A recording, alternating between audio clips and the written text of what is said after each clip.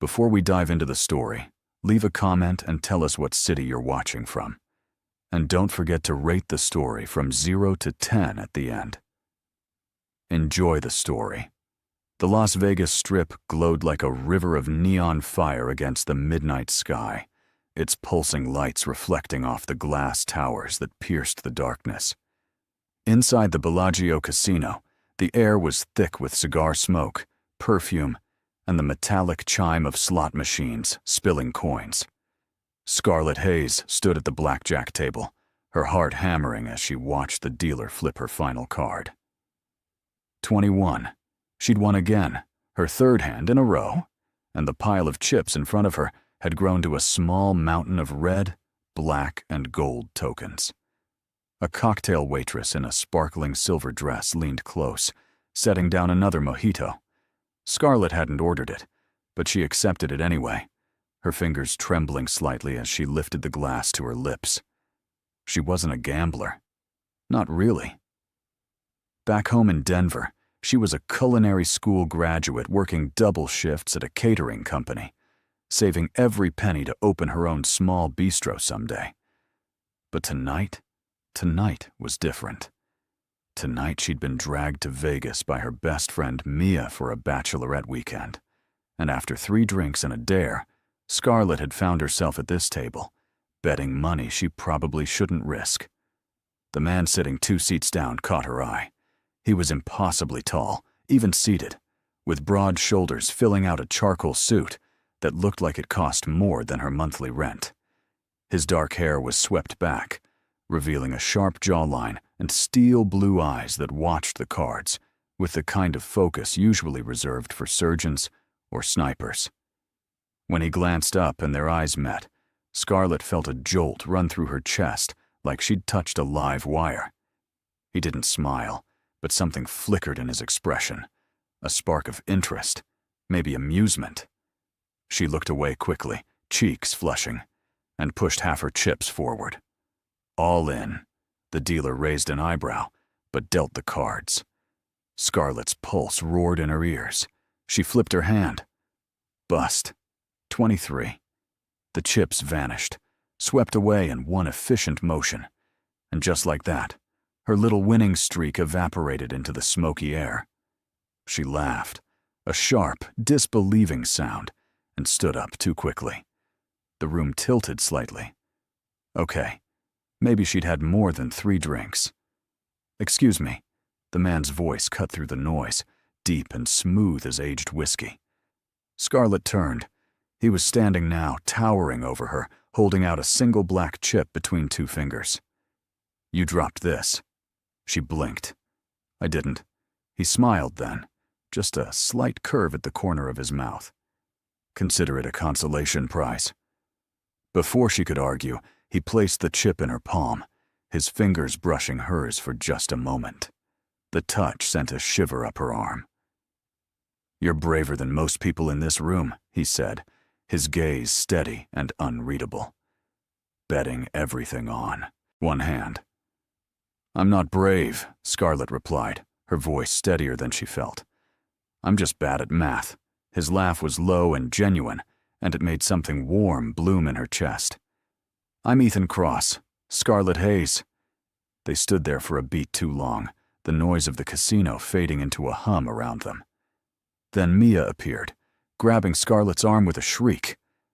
There you are. We're going dancing. Come on. Scarlet was pulled away, but not before she glanced back.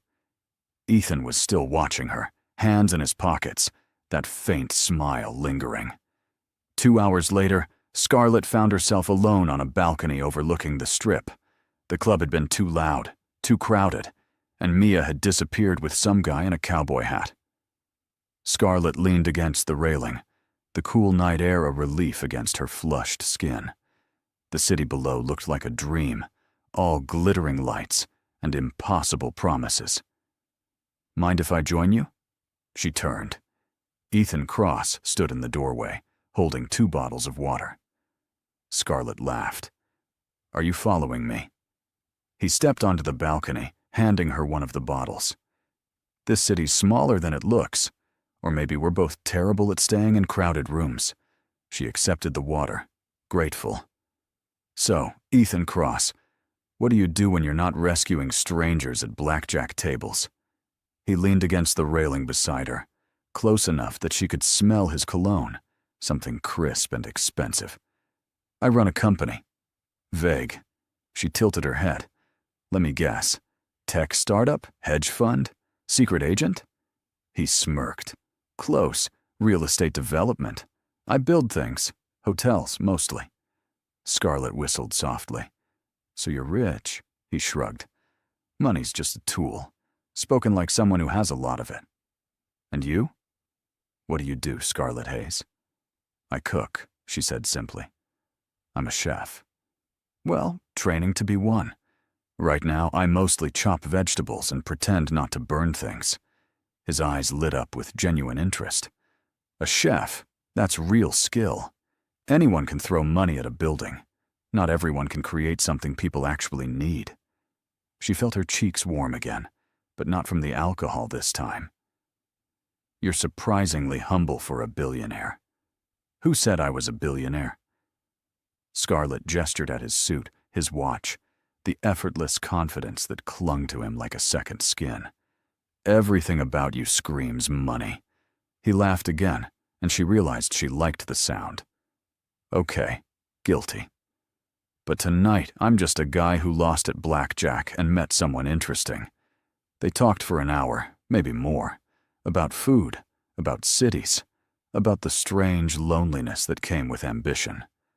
Scarlett found herself telling him things she'd never told anyone, how she'd grown up in a trailer park, how her mother had worked 3 jobs to send her to culinary school, how terrified she was that she'd fail and waste it all. Ethan listened, really listened, his full attention on her, like she was the only person in the world. When the silence finally settled between them, it wasn't awkward. It was charged, electric. Scarlett, Ethan said quietly, his voice lower now. I don't usually do this. Do what? He stepped closer. This. And then he kissed her. It wasn't rough or demanding. It was slow, deliberate, like he was memorizing the shape of her lips. Scarlett's hands found his chest, fingers curling into the fabric of his shirt, and she kissed him back with a hunger that surprised her. When they finally broke apart, both breathing hard, Ethan rested his forehead against hers. Come with me, he whispered. Scarlett's rational mind screamed warnings. She didn't know this man. This was reckless, dangerous. But another part of her, the part that had bet everything at that blackjack table, whispered something else. Live. Just once. Live. She nodded. They barely made it to his suite. The door slammed shut behind them, and then his hands were in her hair, her back against the wall, mouths colliding with desperate urgency.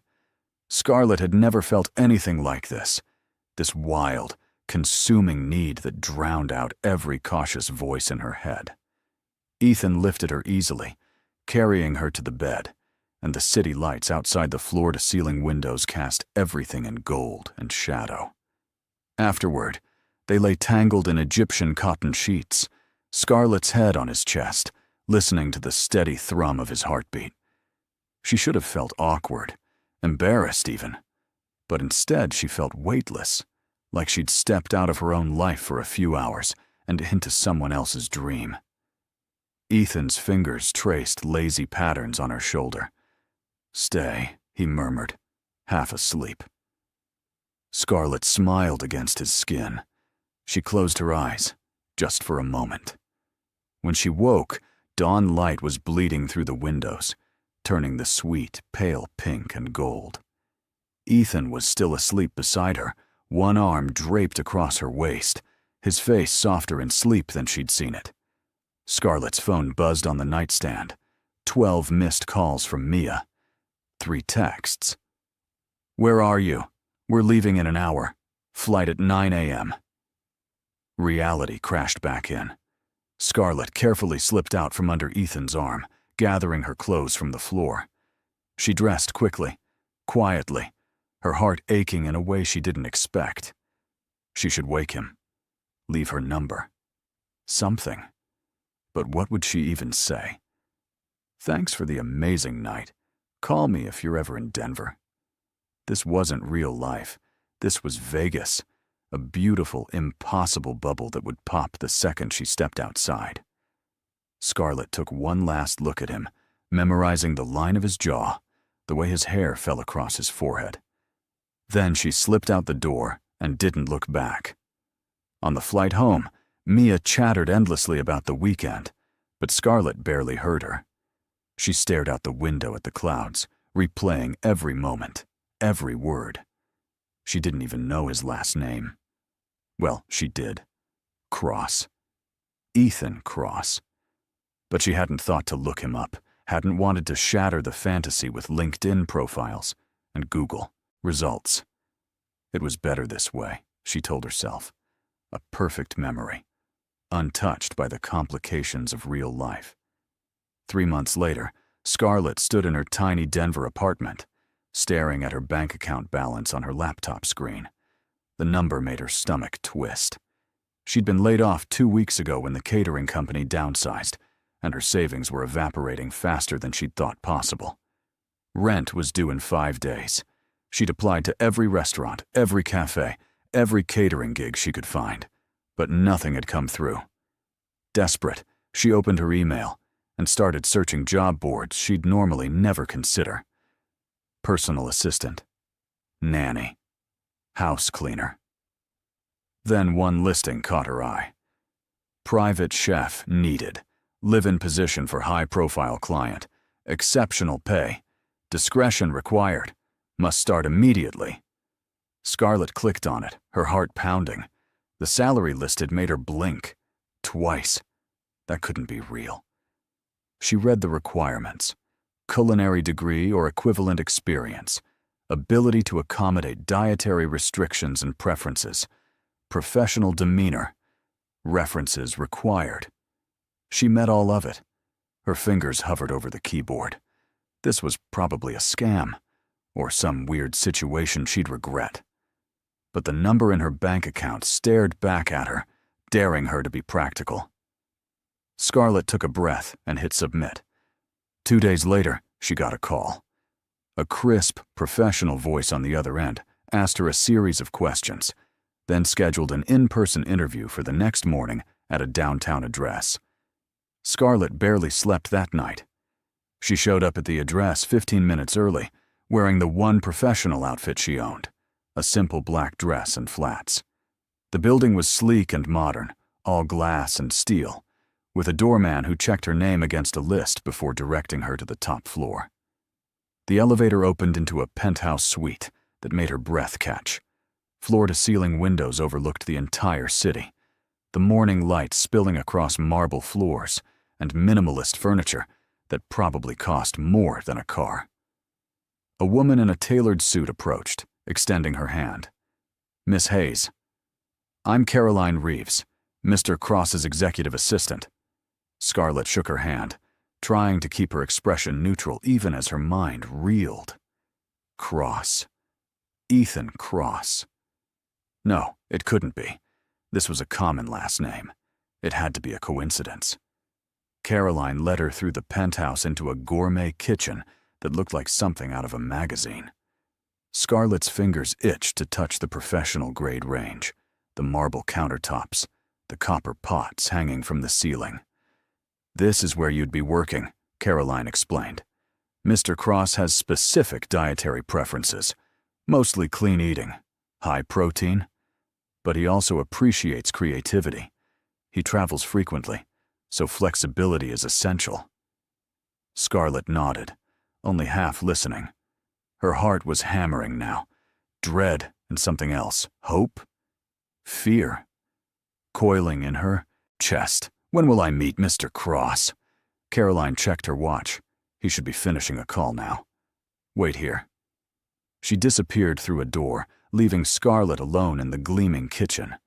Scarlett pressed her palms against the cool marble, trying to steady her breathing. It's not him. It's not him. The door opened. "Scarlett," Caroline called. "Mr. Cross will see you now. Scarlett turned, and the world tilted. Ethan Cross stood in the doorway, dressed in a crisp white shirt and dark slacks, his steel blue eyes widening in shock. For a moment, neither of them moved. The air between them crackled with recognition, disbelief, and something far more complicated. Scarlett felt her face flush hot, then cold. Ethan's jaw tightened, his expression shifting from shock to something unreadable. Caroline glanced between them, confused. "Do you two know each other?" Scarlett opened her mouth, but no words came out. Ethan's gaze locked onto hers, and she saw the same wild tangle of emotions she felt reflected in his eyes. "Yes," he said finally, his voice rough. "We've met." Caroline's perfectly plucked eyebrows rose a fraction, but she maintained her professional composure. "I see. Well, I'll leave you two to discuss the position." She exited with a soft click of the door, and suddenly the massive kitchen felt suffocatingly small. Scarlett couldn't breathe, couldn't think. 3 months. 3 months since that night in Vegas, and she'd convinced herself it was just a beautiful dream, something that existed outside of real life. And now, here he was, standing 10 feet away in a Denver penthouse, looking at her like she was a ghost. "You," Ethan said, the word barely above a whisper. He took a step forward, then stopped himself, running a hand through his hair. "You left."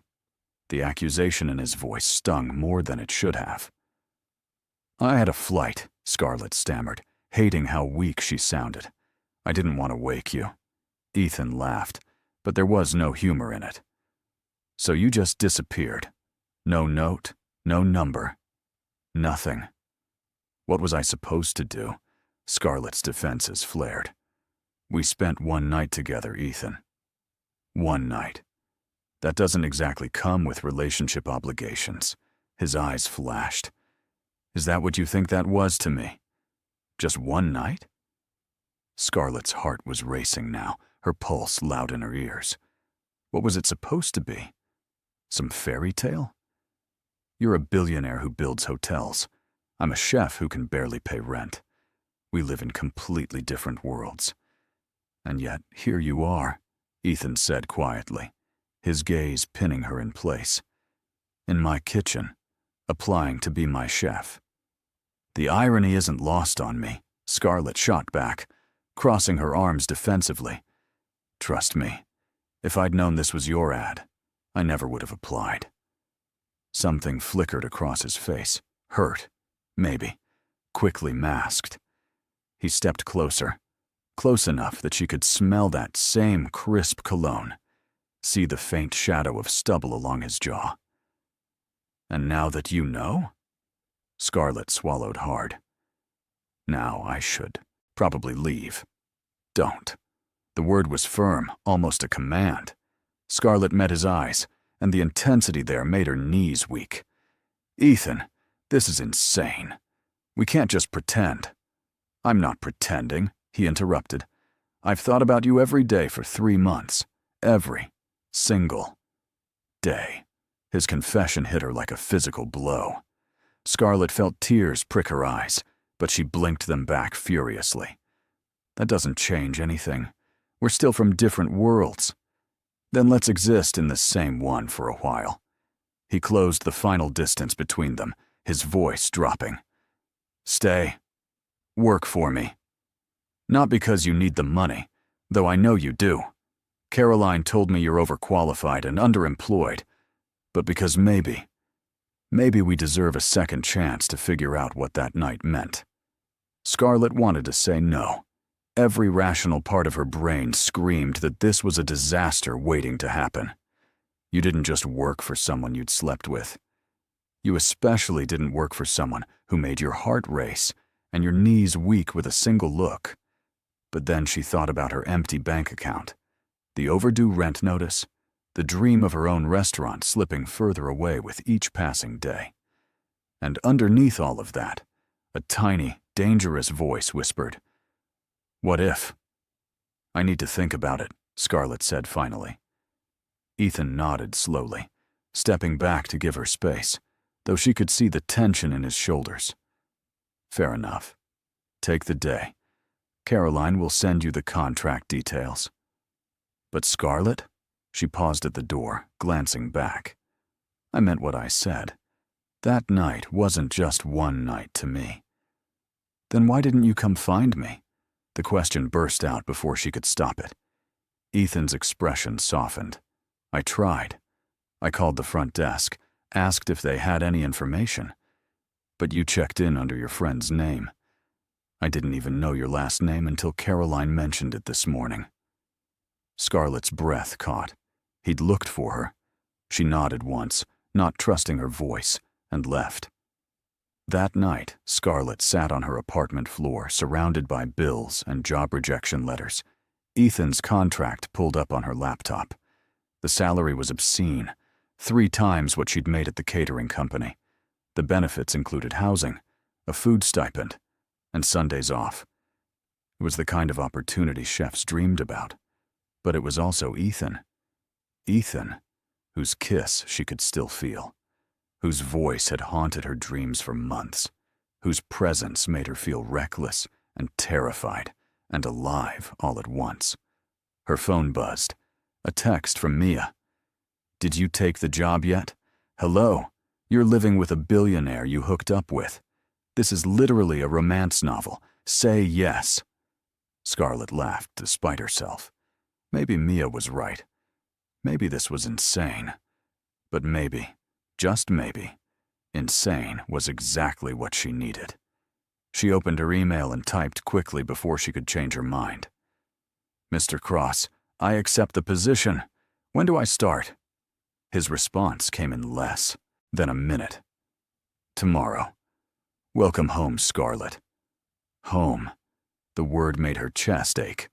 She closed her laptop and stared at the ceiling. What have I just agreed to? The next morning, Scarlett stood outside Ethan's building with 2 suitcases and a rolling rack of kitchen knives, her palms sweaty despite the cool Denver air. Caroline met her in the lobby, efficient as ever. Mr. Cross is in meetings all day, so I'll show you to your quarters and give you a tour. Your quarters turned out to be a guest suite on the same floor as the penthouse, with a bedroom bigger than her entire apartment, a marble bathroom, and a balcony overlooking the city. Scarlett set her suitcases down slowly, half afraid she'd wake up and find herself back in her cramped studio. Caroline handed her a tablet. This has Mr. Cross's schedule, his dietary preferences, and any upcoming events that require meal planning. He typically eats breakfast at 7 a.m., lunch at 1 p.m., and dinner at 8 p.m., though his hours can be unpredictable. Any questions? Scarlett scanned the notes. He doesn't eat shellfish. Allergy? No, Caroline said. He just doesn't like it. But he's open to most cuisines. He mentioned you were creative.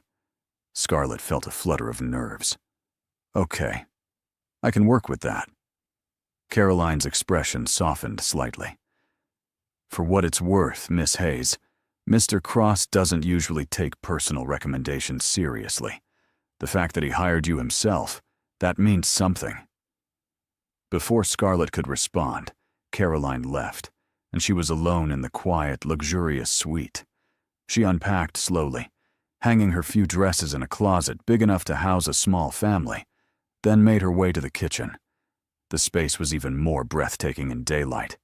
Scarlett ran her hands over the counters, opened the Sub-Zero fridge stocked with organic vegetables and premium cuts of meat, examined the spice rack that looked like it had been curated by a Michelin star chef. This was a dream kitchen. Her dream kitchen.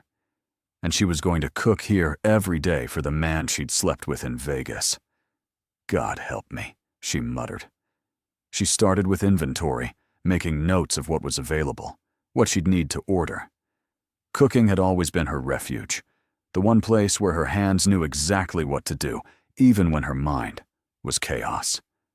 By the time she heard the elevator ding, she'd prepped ingredients for dinner: a pan-seared salmon with lemon butter, roasted asparagus, and wild rice. Footsteps echoed across the marble floor. Scarlett took a breath and turned. Ethan stood in the doorway, his tie loosened, jacket slung over one arm. He looked exhausted, shadows under his eyes. But when he saw her, something in his expression eased. "You're really here," he said quietly.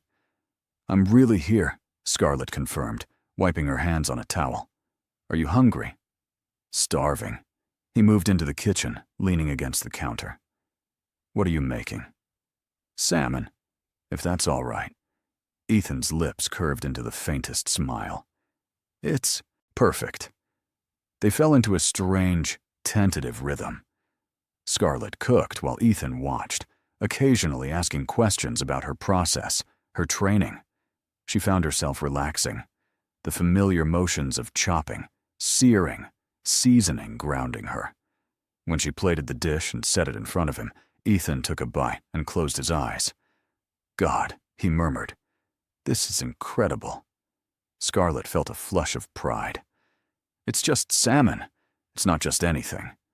He looked up at her, his gaze warm. "You have a gift, Scarlett." She didn't know what to say to that, so she turned back to the stove, busying herself with cleaning up.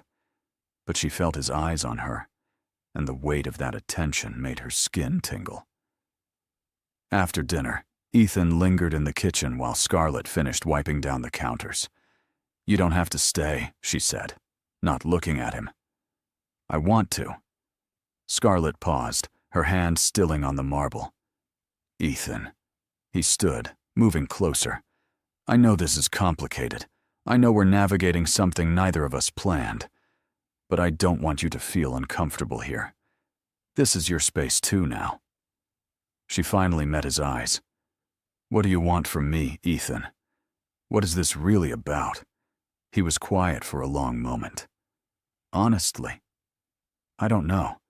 All I know is that I haven't stopped thinking about you since Vegas. And now that you're here, I don't want to waste the chance to figure out what that means." Scarlett's heart hammered. "And if it means nothing? Then at least we'll know." His voice was steady, but she could see the vulnerability in his eyes. "But I don't think it will." The air between them thickened, charged with everything unsaid. Scarlett knew she should step back, put distance between them, keep this professional. But her body betrayed her, leaning forward just slightly, drawn to him like gravity. "Ethan," she whispered, "I'm scared." "Me too." And then he kissed her, soft and tentative, like he was asking permission. Scarlett melted into it, her hands finding his chest, fingers curling into his shirt. This time there was no urgency, no desperate heat, just warmth, steady and all-consuming. When they broke apart, Ethan rested his forehead against hers. "Stay," he murmured. "Not as my chef, just stay." Scarlett closed her eyes. "I'm already here." "I know, but stay." She nodded. And in that moment, the line between employer and employee, between past and present, blurred into something neither of them could name. The first week passed in a haze of routines and restraint. Scarlett woke early each morning, slipping into the kitchen before dawn to prep breakfast. By the time Ethan emerged from his bedroom suite, dressed in sharp suits that made her pulse skip, she had fresh coffee brewing and something warm waiting on the counter. Blueberry pancakes with maple syrup, avocado toast with poached eggs, steel-cut oats with caramelized bananas. He never failed to compliment her, his steel blue eyes softening with each bite. "You're spoiling me," he said one morning. Fork paused midway to his mouth. "That's literally my job," Scarlett replied, pouring herself a cup of coffee. Ethan shook his head. "No. Your job is to cook. Spoiling me is something else entirely." She felt heat creep up her neck and turned away, busying herself with rinsing dishes. The problem was that the lines between professional and personal were blurring faster than she could draw them back. Ethan didn't treat her like an employee. He asked about her day, her dreams, her family. He lingered after meals, leaning against the counter with a glass of wine, talking about real estate deals and childhood memories and the strange loneliness that came with success. And every night, when he said goodnight and disappeared into his suite, Scarlett lay awake in her own bed, staring at the ceiling, remembering the way his lips had felt against hers. On Friday evening, Ethan came home earlier than usual, his tie already loosened, a rare smile tugging at his lips. "Cancel dinner plans," he said. "We're going out." Scarlett blinked. "I'm your chef. I don't have dinner plans except to make you dinner." He grinned. "Then it's settled. Get dressed. Somewhere nice. I'll be ready in 20 minutes. Before she could protest, he disappeared into his room, leaving Scarlett standing in the kitchen, bewildered and slightly exhilarated. She raced to her suite, throwing open her closet. She didn't have much, a few simple dresses, her one professional outfit. But tucked in the back was a dark green dress she'd bought on a whim years ago, fitted and elegant, the kind of thing she'd never had an occasion to wear. Tonight felt like an occasion. She showered quickly, dried her hair, and slipped into the dress. It hugged her curves in a way that made her self-conscious, but when she checked the mirror, she barely recognized herself. She looked confident, beautiful even. When she emerged, Ethan was waiting by the elevator, dressed in dark slacks and a navy button-down, no tie. His eyes widened when he saw her. "Scarlett," he breathed. "You look stunning." She flushed. "It's just a dress. It's not just anything with you." The words echoed his compliment about her cooking, and something warm bloomed in her chest. They took his car, a sleek black Audi, and drove through the city as the sun set, painting the sky in shades of pink and gold. Scarlett had no idea where they were going until Ethan pulled up in front of a small, unassuming building with a hand-painted sign. "Marcello's." "This is my favorite restaurant in the city," Ethan said as they walked inside. "I wanted you to see what inspired me to hire a personal chef in the first place." The interior was cozy and intimate, all exposed brick and candlelight. A man with silver hair and a wide smile greeted Ethan with a hug. "Ethan, my friend." "And who is this Bellissima?" "This is Scarlett," Ethan said, his hand resting lightly on her lower back. "She's an incredible chef." Marcello's eyes sparkled. "Ah, a colleague. Then you must try my osso buco." "It is, how do you say, life-changing." They were seated at a corner table, and over the next 2 hours, Scarlett experienced food that made her want to weep. Every dish was a revelation, rich and perfectly balanced, each bite a testament to decades of skill. "This is incredible," Scarlett said, savoring a forkful of risotto. "I can see why you love this place." Ethan watched her with an expression she couldn't quite read. "I used to come here when I first moved to Denver. I didn't know anyone, and Marcello treated me like family. Food has a way of doing that, connecting people." She met his eyes. "Is that why you wanted a personal chef? To recreate this?" "Partly." He leaned back, swirling his wine. "But also because I'm tired of eating alone. I wanted someone who understood that food isn't just fuel. It's art, memory, love." Scarlett's breath caught at the last word, but Ethan didn't seem to notice, taking another sip of wine. When they finally left, the city was alive with nightlife, people spilling out of bars and restaurants. Ethan drove slowly, the windows down, cool air rushing in. "Thank you for tonight," Scarlett said quietly. "I needed this." "So did I." He glanced at her. "You know, I've been thinking. What if we did this more often?" Scarlett frowned. "Did what?" "Go out. Explore the city.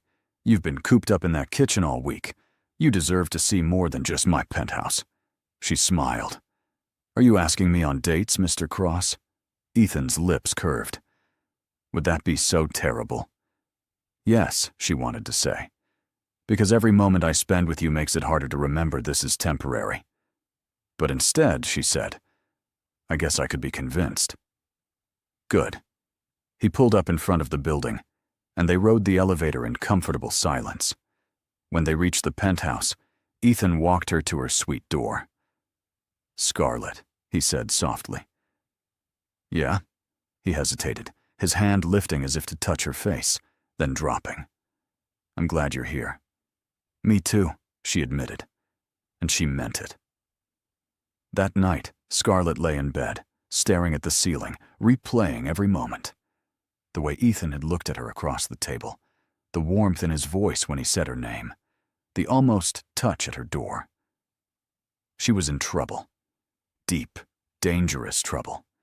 Because she was starting to fall for him, and she had no idea if he felt the same way, or if she was just convenient, the girl who cooked his meals and reminded him of a night in Vegas. Her phone buzzed. A text from Ethan. Still awake? She hesitated, then typed back. Can't sleep. A pause. Then, me neither. Want to talk? Scarlett bit her lip, then got out of bed, pulling on a robe. She found Ethan on the balcony, leaning against the railing, the city lights glowing below. He turned when he heard her, a soft smile on his face. Couldn't stay away? She leaned beside him. You texted first. Fair point. They stood in silence for a moment, the cool night air swirling around them. Ethan finally spoke. I meant what I said earlier, about going out more. I want you to feel trapped here. I don't feel trapped, Scarlett said. I feel she paused, searching for the right word. Like I'm in a dream I'm not sure I deserve. Ethan turned to face her fully. You deserve everything, Scarlett. Don't ever doubt that. His gaze was so intense it stole her breath. She wanted to kiss him, wanted to close the distance and let herself fall completely. But fear held her back. What if this was just proximity? What if he only wanted her because she was here, convenient and familiar? As if reading her mind, Ethan reached out, tucking a strand of hair behind her ear. I know what you're thinking, that this is too fast, too complicated, and maybe it is. But I don't care. Scarlett, I care, she whispered. I care too much, and that terrifies me. Why? Because you're my employer, because we barely know each other, because what if this falls apart and I lose everything? Ethan's hand cupped her cheek. Then we'll be careful. We'll take it slow. But don't ask me to pretend I don't feel this. Scarlett's resolve crumbled. She leaned into his touch, closing her eyes. Okay. Slow. He smiled, and it was the most genuine, unguarded expression she'd seen from him. Slow. That night, they stayed on the balcony until the sky began to lighten, talking about everything and nothing. Two people suspended between what was and what could be. Slow, it turned out, was harder than either of them anticipated. Over the next 2 weeks, Scarlett and Ethan fell into a rhythm that felt less like employer and employee, and more like something dangerously close to domestic bliss. Mornings began with coffee and quiet conversation. Evenings ended with wine and laughter on the balcony. And in between, Scarlett cooked meals that Ethan devoured with the kind of appreciation that made her heart swell. But they kept their hands to themselves. Mostly. There were moments, brushes of fingers when Ethan reached for a plate, the warmth of his hand on her lower back when they walked through the city, the way he watched her cook with an intensity that made her skin flush, where the restraint felt like a physical ache. One Saturday morning, Ethan surprised her by appearing in the kitchen with a backpack and hiking boots. Get dressed, he said. We're going on an adventure. Scarlett raised an eyebrow. I'm your chef, not your hiking buddy. Today you're both.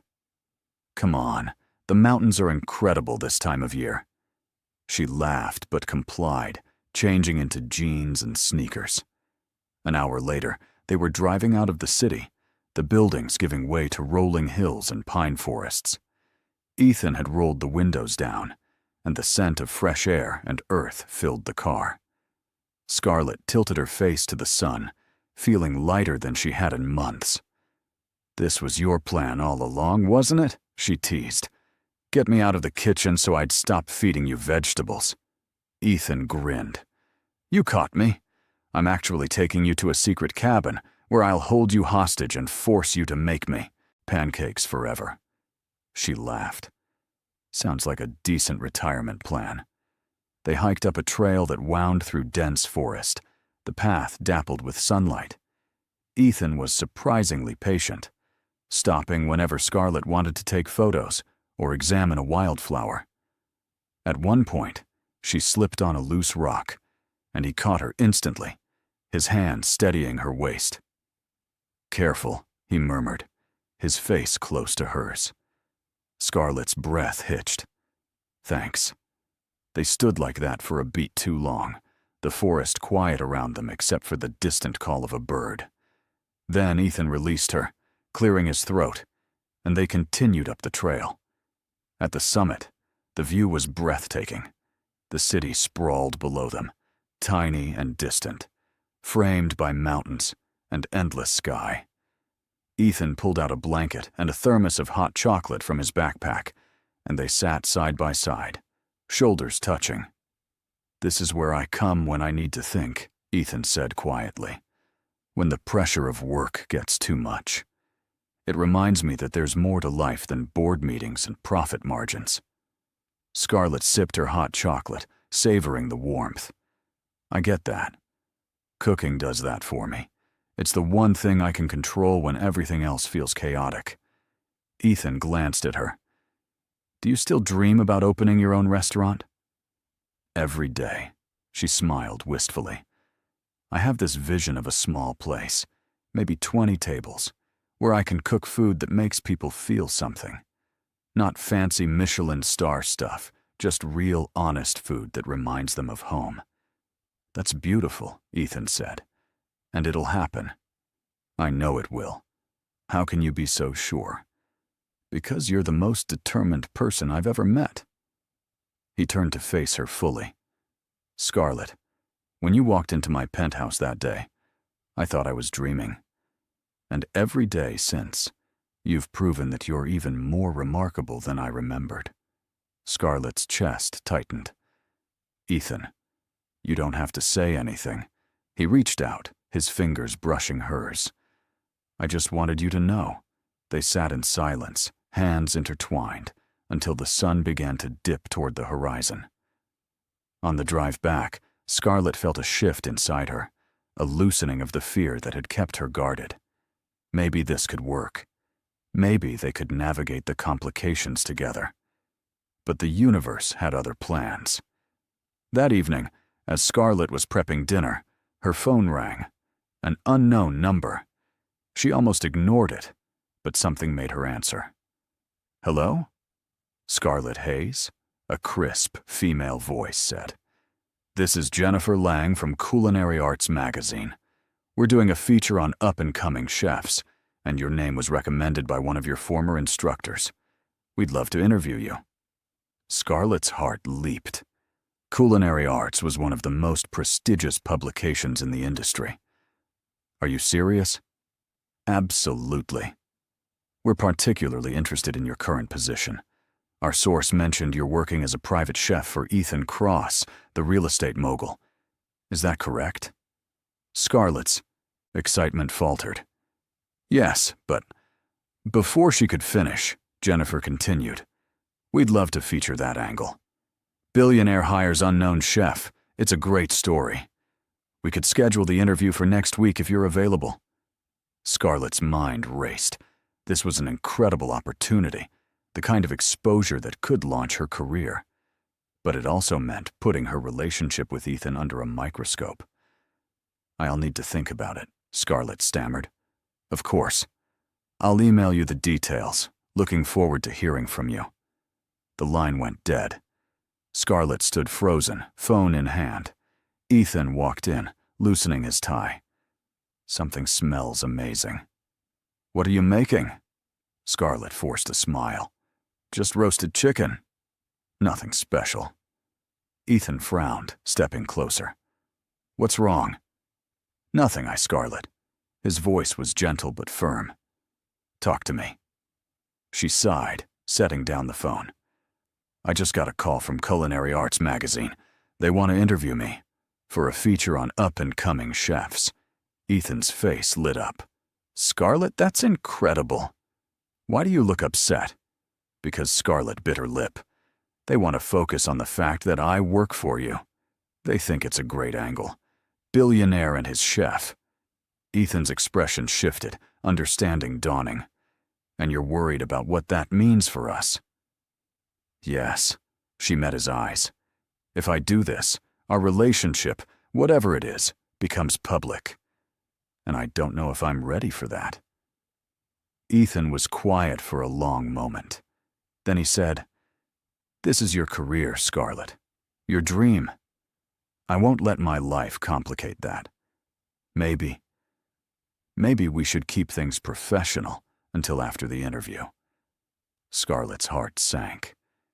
You mean pretend the last few weeks didn't happen? His voice was calm, but she could see the tension in his jaw. Just until you figure out what you want. Scarlett wanted to scream, to tell him that she already knew what she wanted. But fear won. Okay, she said quietly. Professional. Ethan nodded once, his expression unreadable. I'll let you finish dinner. He disappeared into his office, and Scarlett stood alone in the kitchen, tears stinging her eyes. What have I just done? Professional turned out to be torture. Over the next week, Ethan and Scarlett moved through the penthouse like polite strangers. Meals were prepared and eaten in near silence. Conversation stayed surface level. The warmth that had defined their mornings vanished, replaced by a cold formality that made Scarlett's chest ache. Ethan threw himself into work, leaving early and returning late. When he was home, he stayed in his office, the door closed. Scarlett cooked elaborate meals, hoping to draw him out, but he only offered brief compliments before retreating again. She told herself this was for the best, that protecting her career meant protecting her future. But at night, lying alone in her suite, she felt the weight of the distance between them like a physical loss. The interview was scheduled for Thursday afternoon. Scarlett spent the morning in a state of nervous energy, changing outfits 3 times and rehearsing answers to potential questions. When Jennifer Lang arrived, she was exactly what Scarlett expected, polished, sharp-eyed, and relentlessly professional. They sat in the penthouse living room, a photographer snapping pictures, while Jennifer asked questions about Scarlett's training, her philosophy on food, her goals. And then the questions shifted. So, Scarlett, Jennifer said, leaning forward, what's it like working for someone like Ethan Cross? He's very professional, Scarlett replied carefully, and he appreciates good food. But there must be more to it than that. You're living in his penthouse, cooking his meals every day. That's a level of intimacy most chefs don't experience with their clients. Scarlett's pulse quickened. It's just a job. A very unique job, Jennifer pressed. Come on, give us something. What's he like behind closed doors? Human, Scarlett said firmly. He's human, just like anyone else. Jennifer smiled, but her eyes were calculating. All right, let's talk about your future. Do you see yourself staying in this position long term, or is this a stepping stone to something bigger?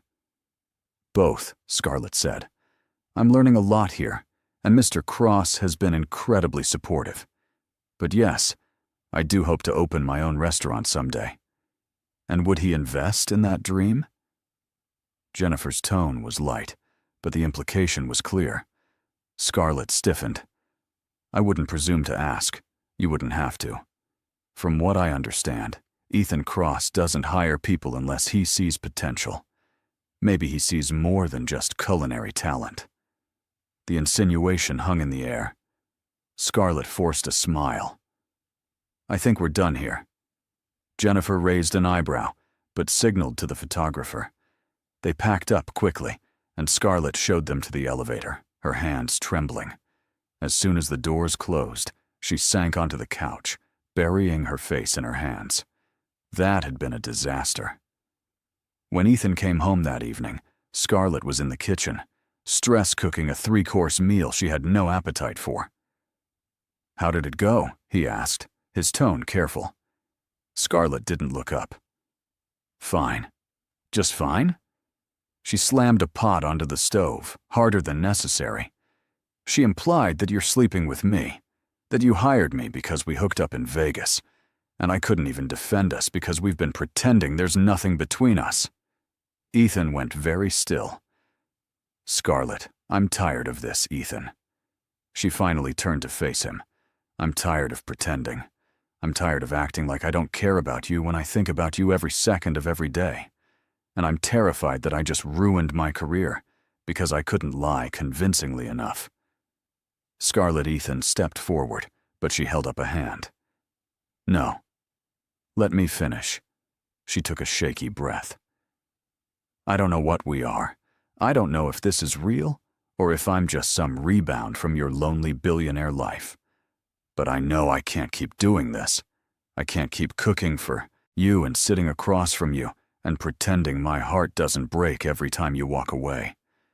You think this is easy for me?" Ethan's voice was rough. "You think I haven't been going insane this week?" "Then why did you pull away?" Scarlett demanded. "Why did you agree to pretend?" "Because I was trying to protect you." Ethan's composure cracked. "You said your career mattered. You said you weren't ready for this to be public. I thought I was doing what you wanted." "I was scared." Scarlett's voice broke. "I've spent my whole life being careful, playing it safe. And then you came along and made me want to be reckless. But I didn't know if you felt the same or if I was just convenient." "Convenient?" Ethan closed the distance between them, his hands framing her face. "Scarlett, you've been anything but convenient. You've turned my entire life upside down. I haven't been able to focus on work. I haven't been able to think about anything except you." Then why Ethan kissed her, silencing her question. It was fierce and desperate, months of restraint shattering in an instant. Scarlett melted into him, her hands fisting in his shirt, pulling him closer. When they finally broke apart, both breathing hard, Ethan rested his forehead against hers. "I'm in love with you," he whispered. "I've been in love with you since Vegas, maybe even before that. Maybe the moment you smiled at me across that blackjack table." Scarlett's eyes filled with tears. "I love you too. God, I love you so much it terrifies me. Then let's be terrified together." He kissed her again, softer this time, a promise rather than a claim. They stood in the kitchen, wrapped in each other, the city lights glowing through the windows. For the first time in weeks, Scarlett felt like she could breathe. "I'm sorry," Ethan murmured. "I thought I was protecting you, but I was just protecting myself. I was afraid you'd realize I wasn't worth the risk." "You're worth everything," Scarlett said fiercely. "Don't ever doubt that." They spent the rest of the evening on the couch, tangled together, talking about everything they'd been too afraid to say. Ethan told her about his fears of failing, of never being enough. Scarlett confessed her terror of ending up like her mother, working herself to the bone and still coming up short. And somewhere in the honesty, they built something stronger than the pretense that had nearly torn them apart. That night, Ethan walked Scarlett to her suite, his hand warm in hers. "Stay with me," he said quietly. "Not here. In my room." Scarlett's heart raced. "Are you sure? I've never been more sure of anything." She nodded, and he led her to his suite. They made love slowly, tenderly, every touch a reassurance that this was real. And afterward, lying in Ethan's arms, Scarlett finally felt like she was home. The morning after changed everything. Scarlett woke, tangled in Ethan's sheets, sunlight streaming through the floor-to-ceiling windows, and for a moment, she thought she'd dreamed it all. Then Ethan's arm tightened around her waist, pulling her closer, and she smiled against his chest. "Good morning," his voice rumbled, rough with sleep. "Morning," she murmured. He kissed the top of her head. "I could get used to this." Scarlett tilted her face up to look at him. "Me too." They stayed in bed longer than they should have, wrapped in each other, trading lazy kisses and whispered confessions. Eventually, Scarlett's stomach growled loudly, and Ethan laughed. "Guess I should feed my chef." "Your chef is off duty this morning," Scarlett declared. "You're making breakfast." Ethan raised an eyebrow. "I don't cook." "Then today's the day you learn." She dragged him out of bed, both of them still in pajamas, and into the kitchen. Ethan stood helplessly in front of the stove while Scarlett directed him like a drill sergeant. "Crack the eggs into the bowl." "No, not like that. You're getting shells everywhere?" Ethan fumbled, cursing under his breath, and Scarlett laughed so hard she had to lean against the counter for support. "I'm a billionaire CEO," Ethan said indignantly. "I run a multi-million-dollar company. I think I can crack an egg." "The evidence suggests otherwise," Scarlett teased. By the time they sat down to eat, the scrambled eggs were slightly burnt, the toast was uneven, and Scarlett was pretty sure Ethan had used salt instead of sugar in the coffee. But it was perfect. "This is officially the worst breakfast I've ever had," Scarlett said, grinning. Ethan leaned back in his chair, arms crossed. "You're welcome." She threw a piece of toast at him, and he caught it, laughing. That morning set the tone for the weeks that followed. They stopped pretending, stopped holding back. Ethan made it clear to Caroline and the rest of his staff that Scarlett wasn't just his chef, she was his partner. Scarlett moved her things into his suite, and every night they fell asleep wrapped around each other. But happiness, Scarlett was learning, had a way of inviting trouble. The article from Culinary Arts came out on a Wednesday. Scarlett had almost forgotten about it, so when Ethan appeared in the kitchen waving a magazine with a grim expression, her stomach dropped. "Please tell me it's not bad," she said. "It's worse than bad." He handed her the magazine. The cover featured a glamorous photo of a famous chef, but inside, Scarlett's feature took up 4 glossy pages. The headline made her blood run cold.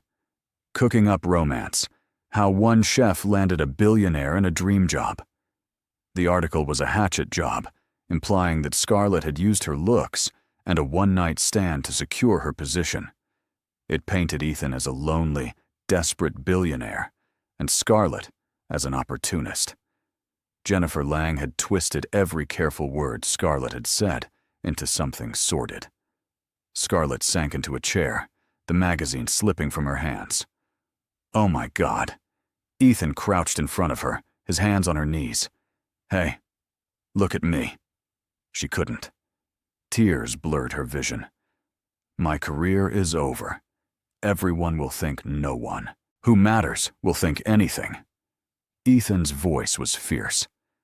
"This is garbage journalism, and anyone with half a brain will see that." But Scarlett shook her head. "You don't understand. I've worked my whole life to be taken seriously, and now I'm just the chef who slept her way into a job. That's not what you are." Ethan gripped her hands. "You're talented. You're brilliant. And I don't care what some hack writer says." "I care," Scarlett whispered. Her phone started buzzing incessantly. Texts, calls, notifications flooding in. She silenced it and stood, pacing the kitchen. "I need to fix this. I need to put out a statement or—" "Scarlett, stop!" Ethan caught her arm gently. "Let me handle this. You shouldn't have to." "No." He pulled her close. "You've been handling everything alone for too long. Let me protect you. Just this once." Scarlett wanted to argue, but the exhaustion, the weight of everything, crushed her. "Okay." Ethan called Caroline, who arrived within the hour with a PR team. They worked quickly. drafting a statement that emphasized Scarlett's credentials, Ethan's respect for her talent, and the irrelevance of their personal relationship to her professional skills. But the damage was done. Online comments were brutal. Culinary forums debated whether Scarlett was a real chef or just arm candy. Scarlett stopped reading after the 10th comment calling her a gold digger.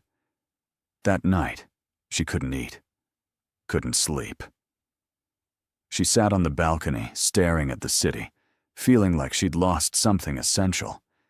Ethan found her there, wrapping a blanket around her shoulders. "Talk to me," he said softly. Scarlett shook her head. "There's nothing to say. There's everything to say. You haven't spoken since this afternoon. I don't know what to say, Ethan." She looked at him, her eyes red. "I thought I could have both, you and my career. But maybe that was naive. You can have both. Not like this." Scarlett's voice broke. "Every opportunity I get now will be tainted. People will always wonder if I earned it, or if you handed it to me. Then we'll prove them wrong." Ethan's jaw was set, determined. "You'll open your restaurant, and it'll be so incredible that no one will question your talent. You'll just buy me a restaurant? That's exactly what they'll say. I'm not buying you anything." He cupped her face. "But I'll invest in you if you'll let me. Not because you're my girlfriend, but because you're a damn good chef and a smart businesswoman." Scarlett wanted to believe him, but doubt gnawed at her. "What if I fail? Then you'll try again." He kissed her forehead.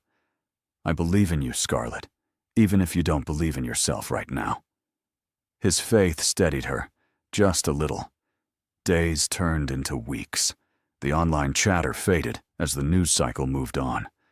Scarlett threw herself into work, cooking with a ferocity that bordered on obsessive. Ethan gave her space, but never let her retreat entirely, coaxing her out for walks, for dinners, for quiet moments on the balcony where they didn't have to talk. Slowly, Scarlett began to heal. And then, on a rainy Saturday morning, Ethan woke her with a kiss. "Get dressed. We're going somewhere." "Where?" "You'll see." They drove through the city, rain streaking the windows, until Ethan pulled up in front of a small brick building in a neighborhood Scarlett loved. Tree-lined streets, local shops, the kind of place where people knew each other's names. Ethan led her to the door and handed her a key.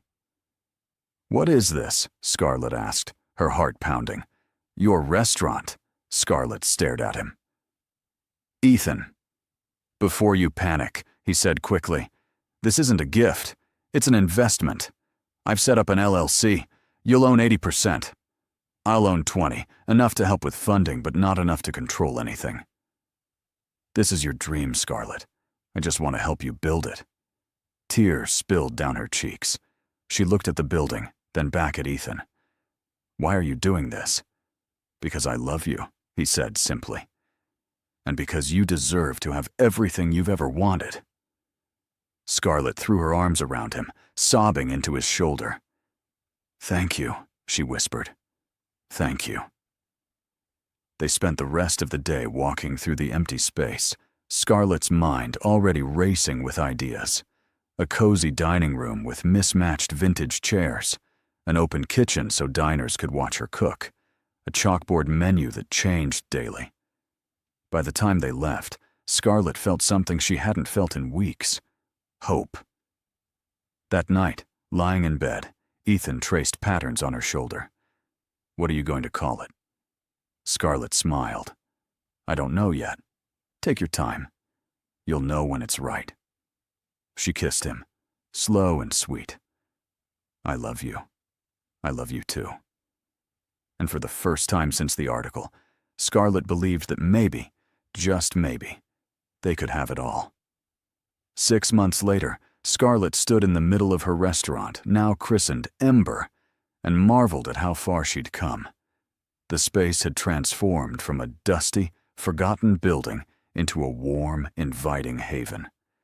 Edison bulbs hung from exposed beams, casting a golden glow over reclaimed wood tables. The open kitchen gleamed with stainless steel and copper pots, and the scent of roasting garlic and fresh bread filled the air. Opening night was in 3 days, and Scarlett was equal parts terrified and exhilarated. "You're going to pace a hole in the floor," Ethan said, leaning against the doorway with a smile. Scarlett stopped mid-stride. "I'm not pacing. I'm strategically walking to make sure everything's perfect. It's already perfect." He crossed the room and pulled her into his arms. "You've worked yourself half to death for this. Now you need to trust that it's ready." "I just want everything to go smoothly," Scarlett murmured against his chest. "It will. And even if it doesn't, you'll handle it. You always do." His confidence in her was unwavering, and it steadied her more than he knew. That evening, Mia flew in from Vegas, bursting through the restaurant door with a squeal. "Scarlett, this place is amazing." She spun in a circle, taking in every detail. "I can't believe you did this." Scarlett hugged her friend tightly. "I couldn't have done it without Ethan." "Speaking of," Mia waggled her eyebrows. "When's the wedding?" Scarlett laughed. "Slow down. We've only been officially together for 6 months. Please. That man looks at you like you hung the moon. I give it 6 more months before he proposes." Ethan appeared from the kitchen, carrying a tray of appetizers. "Did I hear my name?" Mia grinned. "I was just telling Scarlett she should lock you down before some other chef steals you." "I'm not going anywhere," Ethan said, his eyes on Scarlett. "Even if the food here wasn't incredible, which it is, I'd stay for the chef." Scarlett's cheeks flushed, and Mia sighed dramatically. "You two are disgustingly cute. I love it." They spent the evening taste-testing dishes and laughing over stories from Vegas, that wild weekend that had started everything.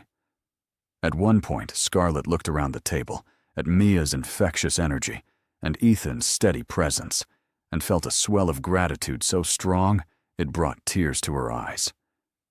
"You okay?" Ethan asked quietly. She nodded. "Just happy." Opening night arrived in a whirlwind of nerves and adrenaline. Scarlett had invited food critics, local bloggers, and friends, along with a handful of regulars from the neighborhood who'd stopped by during construction to wish her luck. The dining room filled quickly, and soon every table was occupied. Scarlett moved through the kitchen like a conductor leading an orchestra, calling out orders, adjusting seasonings, plating dishes with precision. Her small team, 2 line cooks, and a sous chef she'd trained herself, worked in perfect harmony. Ethan sat at a corner table with Caroline and a few business associates, but his eyes kept drifting to the kitchen, watching Scarlett command her domain with confidence and grace. Halfway through service, a food critic from the Denver Post arrived, a woman named Helen Park, known for her brutal honesty. Scarlett's hands trembled slightly as she plated Helen's entree, a pan-seared duck breast with cherry gastrique and roasted root vegetables. This is it, she thought. Make or break. When Helen took her first bite, her expression was unreadable. Scarlett held her breath, watching from the kitchen window. Then Helen smiled, a genuine warm smile, and took another bite. Scarlett exhaled, her heart soaring. By the end of the night, the kitchen was chaos, but it was the kind of chaos Scarlett thrived in. Orders kept coming. Plates went out perfectly timed, and the dining room buzzed with laughter and conversation. When the last guest left, Scarlett collapsed into a chair, exhausted but elated. Her team cheered, clapping her on the back, and Ethan appeared with a bottle of champagne. "To Scarlett," he said, popping the cork. "The most talented chef I know, and the strongest woman I've ever met."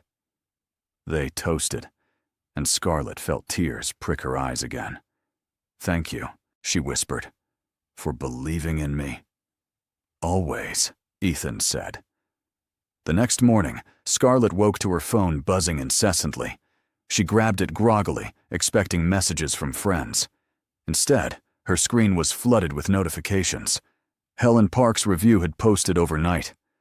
Scarlett's hands shook as she opened it. Ember. A star is born. Scarlett Hayes has created something truly special. Her food is bold, yet comforting, innovative, yet rooted in tradition. Every dish tells a story, and every bite is a revelation. This is a chef to watch, and a restaurant that Denver is lucky to have. Scarlett read it 3 times, tears streaming down her face. Ethan stirred beside her. Good tears or bad tears? Good, she choked out. So good. He pulled her into his arms, kissing her temple.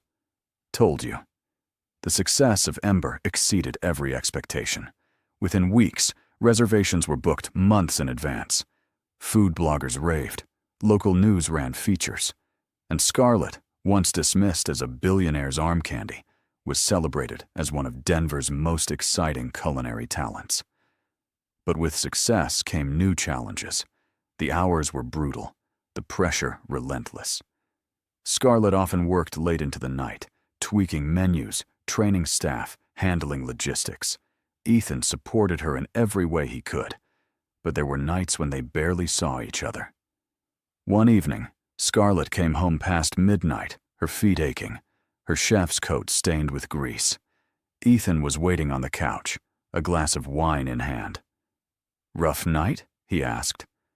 "Exhausting," she admitted, collapsing beside him. "But good. We're fully booked for the next 2 months. That's incredible." He handed her the wine. "But you need to take care of yourself, too." "I'm fine," Scarlett said, though she wasn't entirely sure that was true. "Scarlett," Ethan's tone was gentle but firm. "You've been running yourself ragged. When's the last time you took a day off?" She opened her mouth to answer but couldn't remember. "Exactly," Ethan said. "I'm not saying slow down. I know how much this means to you, but you can't pour from an empty cup." She leaned against him, exhaustion seeping into her bones. "I just don't want to mess this up." "You won't," he kissed her hair. "But you need balance. Let me help." "How?" "Hire another sous chef. Delegate more." And he pulled her onto his lap, his arms wrapping around her. "Take 1 day a week just for us. No restaurant. No work. Just you and me." Scarlett looked up at him, her heart full. "You really do love me, don't you?" "More than I ever thought possible," Ethan said. "So yes, I'll keep saying it until you believe it." "I believe it," she whispered. "And I love you too." They sat like that for a long time, the city glowing outside the windows. 2 people who'd found each other against all odds and built something real. A year after Ember's opening, Scarlett had found her rhythm. She'd hired a second sous chef, a young woman named Tessa, who reminded Scarlett of herself a few years ago. Hungry, talented, and determined. With Tessa handling more of the day-to-day operations, Scarlett finally had time to breathe. She and Ethan fell into a new routine. Sundays were sacred, reserved entirely for each other. They explored the city, tried new restaurants, hiked in the mountains, or simply stayed in bed all day, trading lazy kisses and talking about everything and nothing. One Sunday morning, Ethan surprised her with a road trip. "Pack a bag," he said. "We're going somewhere." "Where?" Scarlett asked, amused. "You'll see." They drove for hours, the city giving way to small towns and rolling farmland. Scarlett dozed off against the window, waking when Ethan gently shook her shoulder. "We're here." She blinked, looking around. They were parked in front of a charming farmhouse, white with blue shutters, surrounded by fields of wildflowers. "Ethan, where are we?" He smiled, that rare, unguarded smile she loved. "This is where I grew up." Scarlett's eyes widened. "Seriously?" He nodded. "I haven't been back in years. But I wanted you to see it." They spent the afternoon walking the property. Ethan showed her the barn where he used to hide as a kid, the creek where he'd learned to fish, the old oak tree he'd climbed 100 times. Scarlett watched him transform, the cold CEO facade melting away to reveal the boy he'd been, curious and adventurous and full of dreams. "Why did you leave?" Scarlett asked as they sat on the porch steps, the sun setting in shades of pink and orange. "My father wanted me to take over the farm," Ethan said. "But I wanted more. I wanted to build things, to see the world. We fought about it for years. Eventually, I left, and we barely spoke after that." Scarlett took his hand. "Do you regret it?" "Some days," he admitted. "My father passed away 5 years ago, and I never got to tell him I understood why he was so hard on me. He just wanted me to appreciate what we had, but I was too stubborn." "You weren't stubborn," Scarlett said gently. "You were following your dreams, just like he followed his." Ethan looked at her, his eyes soft. "How do you always know the right thing to say?" "I don't. I just love you." He kissed her then, slow and deep, and when they pulled apart, Scarlett saw something shift in his expression, a decision settling into place. "Scarlett," he said, his voice steady. "Yeah? I want to spend the rest of my life with you." Her breath caught. "Ethan, I know we said we'd take things slow, and maybe this isn't the perfect moment, but I don't care." He stood, pulling a small velvet box from his pocket, and dropped to one knee. Scarlett's hands flew to her mouth, tears already streaming down her face. "Scarlett Hayes," Ethan said, his voice rough with emotion. "You walked into my life when I least expected it, and you changed everything. You're brilliant and brave, and you make me want to be a better man. I don't want to spend another day without you. Will you marry me?" Scarlett couldn't speak. She nodded frantically, laughing and crying at the same time. "Yes, yes, of course. Yes." Ethan slid the ring onto her finger, a simple, elegant band with a single diamond, and pulled her into his arms. They stood on that porch, wrapped around each other, as the sun dipped below the horizon and the stars began to appear. "I can't believe this is real," Scarlett whispered. "It's real," Ethan said, kissing her forehead. "And it's ours." They spent that night in the farmhouse, making love under the quilts Ethan's mother had sewn, surrounded by memories and the promise of a future they'd build together. When they drove back to Denver the next morning, Scarlett couldn't stop staring at the ring on her finger, the light catching the diamond and throwing tiny rainbows across the dashboard. "Mia's going to lose her mind," Scarlett said, grinning. Ethan laughed. "I'm counting on it." The engagement sparked a flurry of excitement. Mia screamed so loudly over the phone that Scarlett had to hold it away from her ear. Caroline sent a bouquet of flowers so large it barely fit through the door, and Tessa organized a surprise party at Ember, complete with champagne and a cake decorated with tiny edible replicas of Scarlett and Ethan. But amid the celebration, Scarlett felt a flicker of anxiety. Planning a wedding, running a restaurant, managing the constant scrutiny that came with being engaged to a billionaire, it was overwhelming. One night, lying in bed, she voiced her fears. "What if people think I'm only marrying you for your money?" Ethan propped himself up on one elbow, looking down at her. "Do you care what people think?" Scarlett hesitated. "I shouldn't." "But I do." "Then let's elope." Scarlett blinked. "What?" Ethan's expression was serious. "No big wedding, no press. Just you, me, and a courthouse. Or a beach, wherever you want." "You'd do that?" He cupped her face.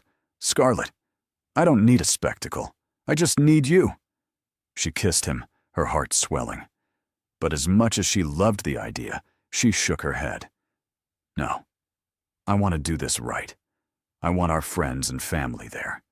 I want to celebrate. Because I'm not ashamed of loving you. And I'm not going to hide." Ethan smiled, pride shining in his eyes. "Then we'll do it your way." They planned a small, intimate wedding, just 50 guests, at a vineyard outside the city. Scarlett designed the menu herself, a 5-course meal that showcased everything she'd learned and loved about cooking. The day of the wedding, Scarlett stood in front of a mirror, smoothing down the simple lace dress she'd chosen. Mia bustled around her, adjusting the veil and dabbing at her own tears. "You look like a princess," Mia said. "A really hot, successful, about to marry a billionaire princess." Scarlett laughed. "Thanks, Mia."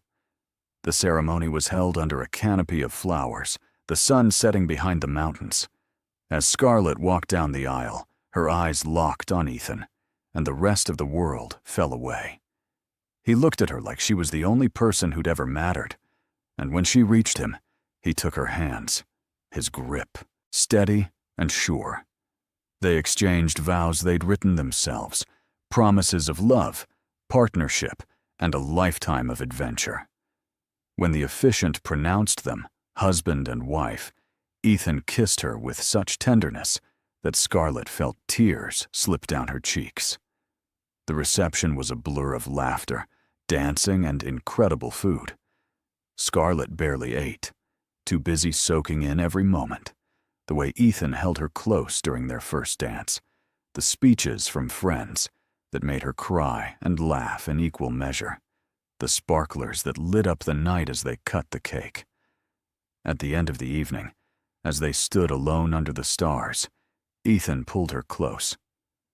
"How do you feel, Mrs. Cross?" Scarlett smiled against his chest, like the luckiest woman alive. He kissed the top of her head. The feeling's mutual. Married life suited them. Ethan and Scarlett moved into a new penthouse, one they'd chosen together, with a kitchen Scarlett had designed herself, and a balcony big enough for morning coffee and evening stargazing. Ember continued to thrive, earning accolades and a loyal following. Scarlett even started developing a cookbook, a project that terrified and thrilled her in equal measure. But life wasn't without its challenges.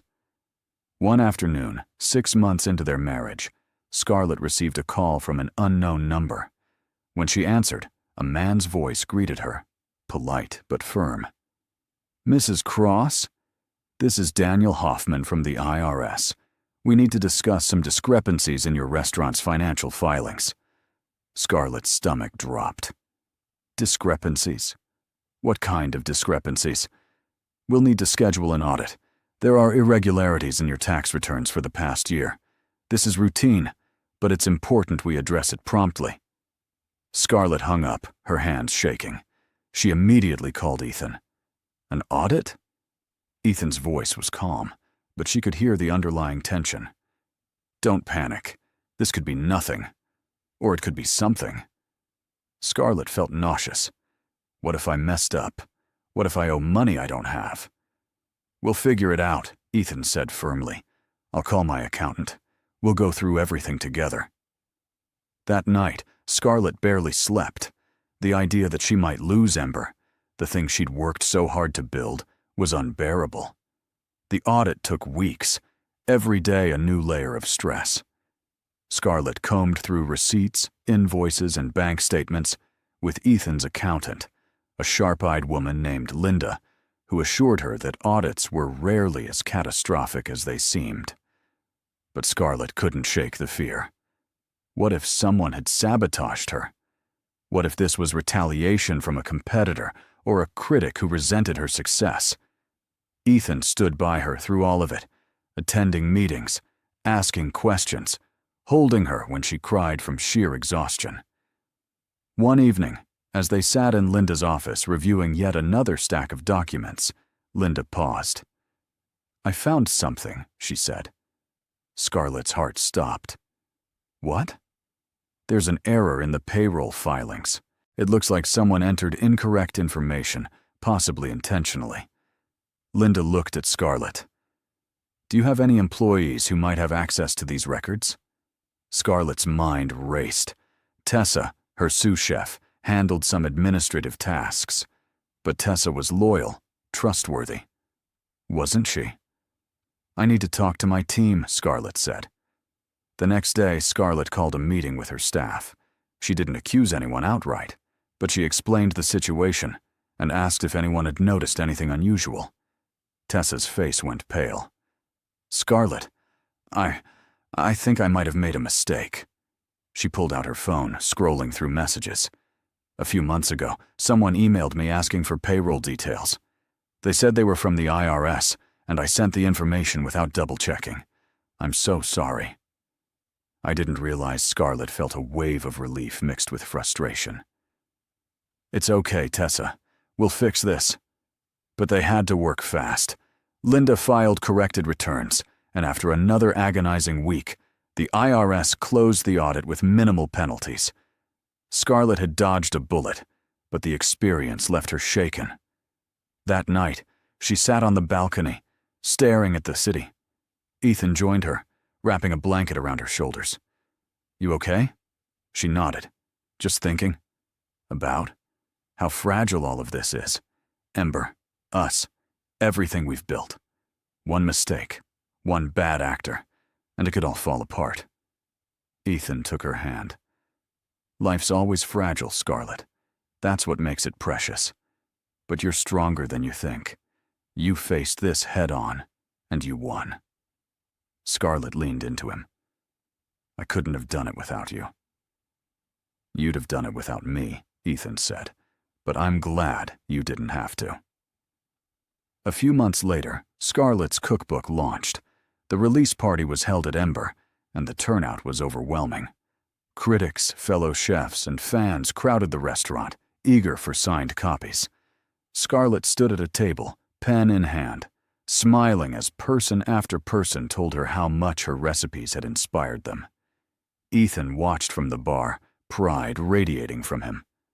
At one point, Helen Park, the food critic who'd given Ember its first rave review, approached. "Scarlett," she said warmly, "this cookbook is phenomenal. You're going to change the way people think about home cooking." Scarlett flushed. "Thank you.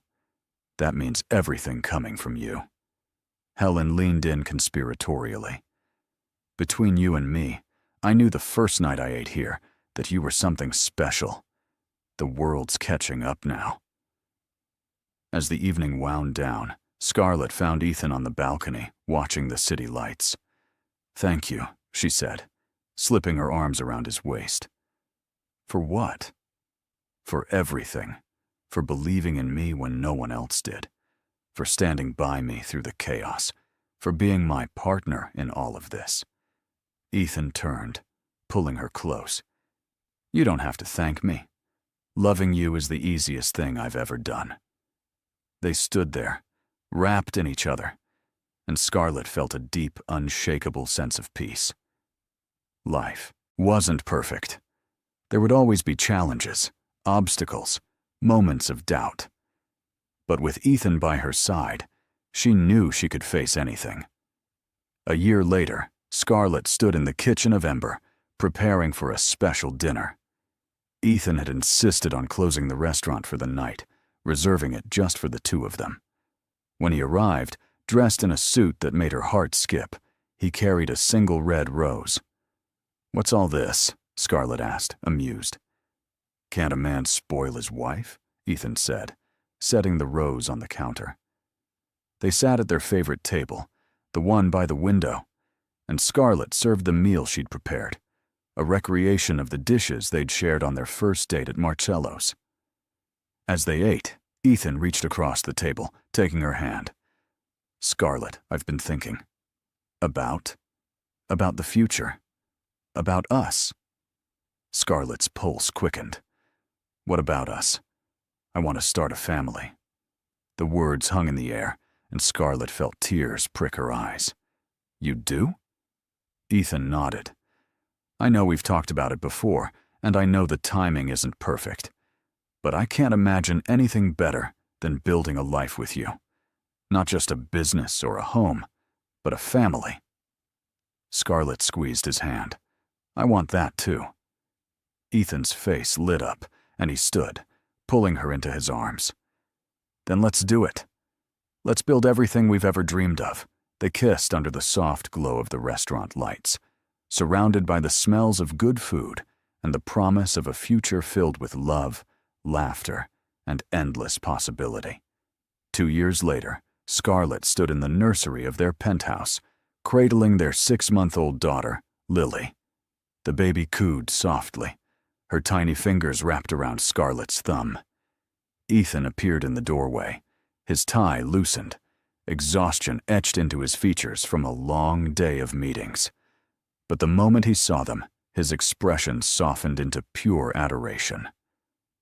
"There are my girls," he said, crossing the room to kiss Lily's forehead, then Scarlett's lips. "How was she today?" "Perfect," Scarlett said, though the dark circles under her eyes told another story. "She only woke up 3 times last night." "Only 3, Ethan said with a wry smile. "Progress." Scarlett laughed softly. Parenthood had been the most challenging and rewarding adventure they'd embarked on yet. Sleepless nights, endless diaper changes, the constant worry that they were doing everything wrong, but also moments of breathtaking joy. The first time Lily smiled, the way she grabbed onto Ethan's finger and refused to let go. The sound of her laughter, bright and pure. Ember had evolved too. With Tessa now managing day-to-day operations as head chef, Scarlett had stepped back slightly, focusing on creative direction and special events. She'd opened a second location, a smaller, more intimate space that specialized in tasting menus, and her cookbook had become a bestseller, leading to offers for a cooking show that she was seriously considering. But tonight, all of that felt distant. Tonight was just the 3 of them, a little family cocooned in their home. After putting Lily down, Scarlett and Ethan collapsed onto the couch, a bottle of wine between them. "Remember when our biggest worry was whether you'd burn the toast?" Scarlett teased. Ethan chuckled. "I've gotten better." "Marginally," Scarlett said with a grin. They sat in comfortable silence, the kind that came from years of knowing each other deeply. "Can I tell you something?" Ethan said eventually. "Always. I never thought I'd have this." He gestured around them. "A family. A home. Someone who loves me not for what I've built, but for who I am." Scarlett reached for his hand. "You deserve all of it, Ethan. Every bit of happiness. So do you." He pulled her close, kissing her temple. "We've come a long way from that blackjack table in Vegas," Scarlett laughed. "We really have. Do you ever think about how different things would be if I hadn't walked into that casino?" "All the time," Ethan admitted. "And every time, I'm grateful I took that gamble." "Best bet I ever made," Scarlett agreed. A few months later, Ember's 2nd anniversary party was in full swing. The restaurant was packed with friends, family, and loyal customers. Scarlett moved through the crowd, accepting congratulations and hugs, her heart full. Mia cornered her near the bar. "Look at you," she said, raising her glass. "Chef, wife, mother, best-selling author. What's next? World domination." Scarlett laughed. "Maybe. One step at a time." Maya's expression grew serious. "I'm proud of you, Scar. You've built something incredible. Not just the restaurant, but your whole life." Scarlett felt tears prick her eyes. "I couldn't have done it without you. Or Ethan. Or everyone who believed in me." Mia clinked her glass against Scarlett's. "Here's to more adventures, and fewer food critics from hell." "Agreed," Scarlett said, laughing. Later that night, after the guests had left and the staff had cleaned up, Scarlett and Ethan sat alone at their favorite table. The lights were dim, the restaurant quiet except for the hum of the city outside. "This feels full circle," Scarlett said. "Remember our first dinner here?" "How could I forget?" Ethan said. "I was terrified you'd say no to working for me." "And I was terrified you'd realize I had no idea what I was doing," Scarlett admitted. "But we figured it out," Ethan said. "Together." Scarlett reached across the table, taking his hand. "We did." and we'll keep figuring it out, whatever comes next." Ethan raised his glass. "To the future." "To us," Scarlett echoed. They toasted, their eyes locked. And in that moment, Scarlett felt an overwhelming sense of gratitude. Her life wasn't perfect. It was messy and chaotic and full of challenges. But it was hers, and it was beautiful. 5 years after that night in Vegas, Scarlett Hayes Cross had everything she'd ever dreamed of, and more. A thriving career, a family she adored, a partner who loved her fiercely, and a story that had started with a single, reckless bet and turned into a lifetime of love.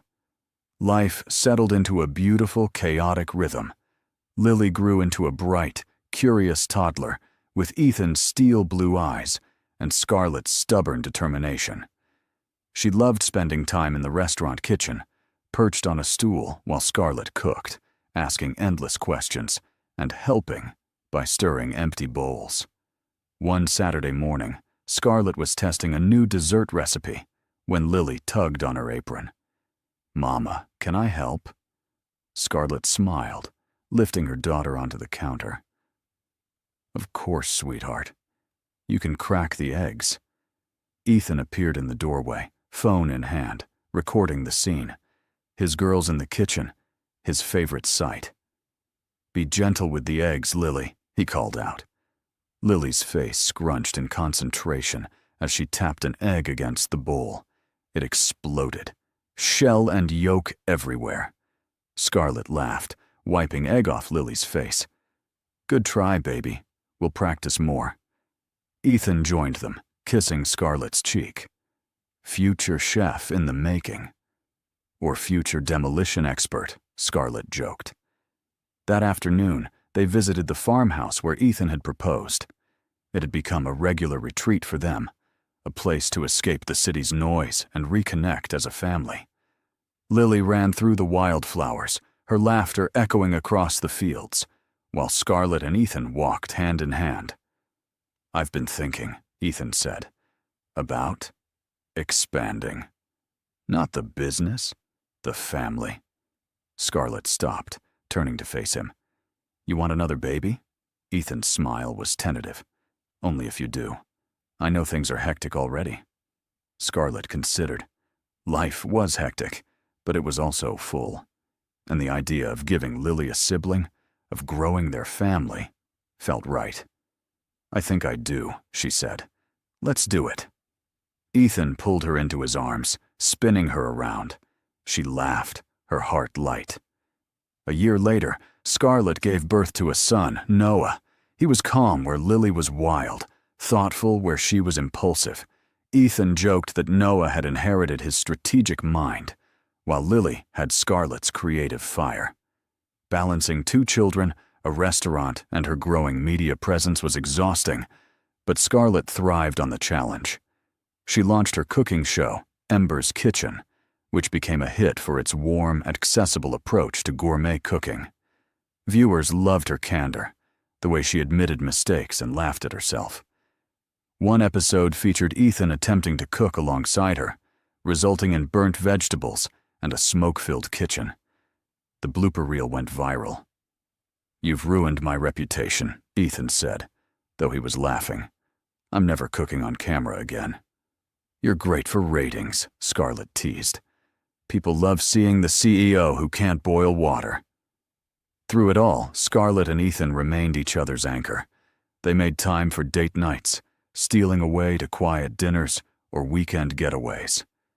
They argued sometimes, over schedules and parenting decisions, and whose turn it was to change diapers. But they always came back to each other with love and patience. One evening, after putting the kids to bed, they sat on the balcony, watching the stars. "Do you ever miss the simplicity of before?" Scarlett asked. "Before kids? Before the chaos?" Ethan was quiet for a moment. "Sometimes. But then I remember how empty my life felt before you, before them, and I wouldn't trade this for anything." Scarlett leaned her head on his shoulder. "Me neither." As the years passed, Ember's legacy grew. Scarlett opened a culinary school, offering scholarships to young chefs from low-income backgrounds, the same kids who reminded her of herself.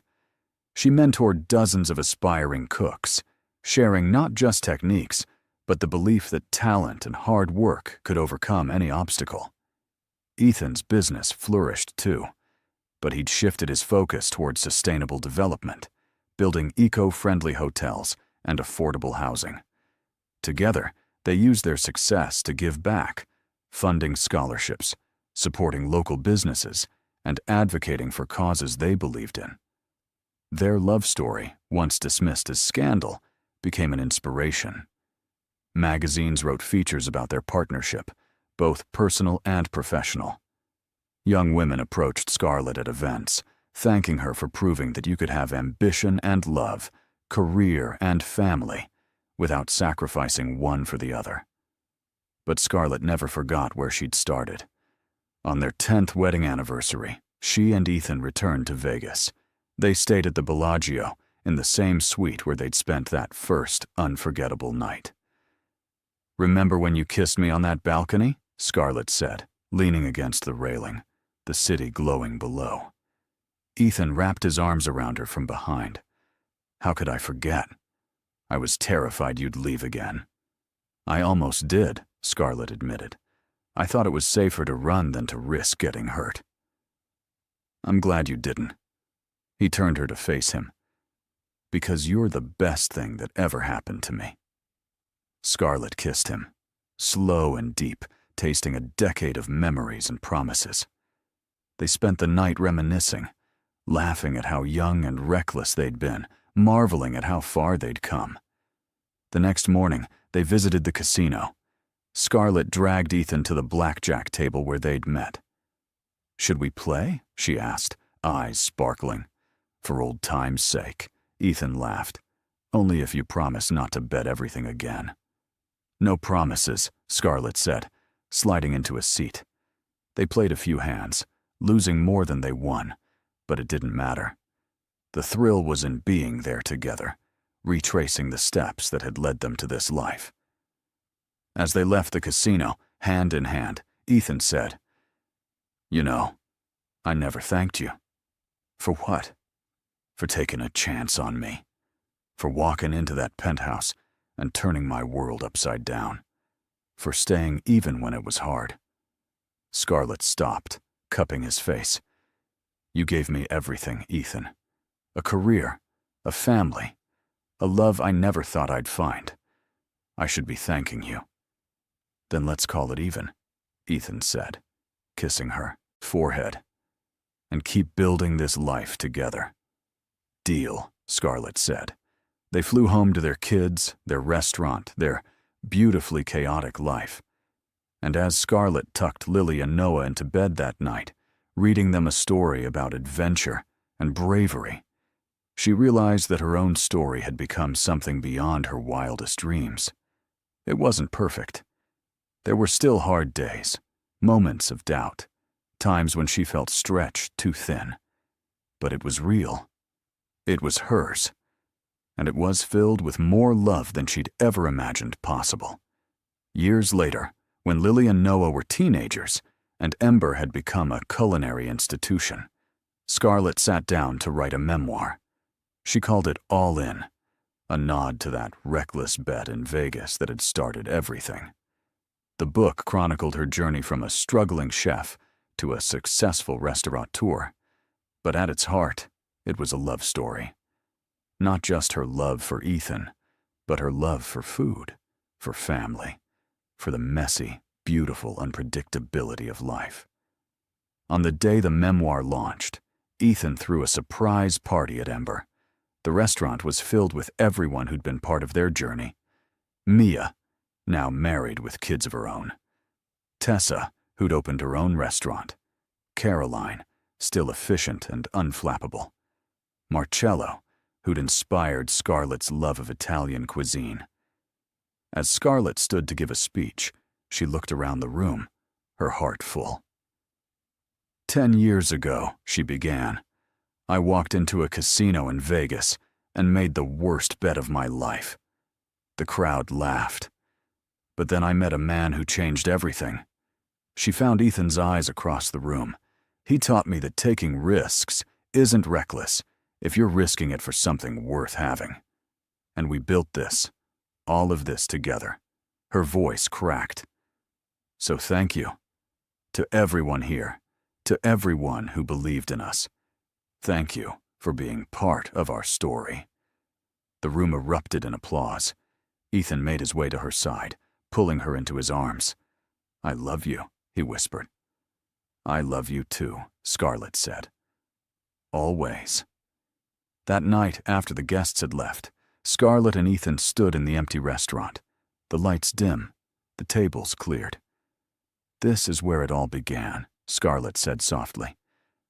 No, Ethan corrected. Vegas is where it began. This is where it grew. Scarlett smiled. You're right. And where does it end? Ethan pulled her close. It doesn't. This is just the beginning of the next chapter. They danced slowly in the empty dining room, no music except the hum of the city outside. Two people who'd bet everything on love and won. As the years continued to unfold, Scarlett and Ethan's life became a testament to the power of partnership. Their children grew, Lily pursuing culinary school like her mother, Noah showing an aptitude for architecture and design like his father. Ember expanded again, this time into a full hospitality brand, with Ethan's real estate expertise and Scarlett's culinary vision combining to create boutique hotels with world-class restaurants.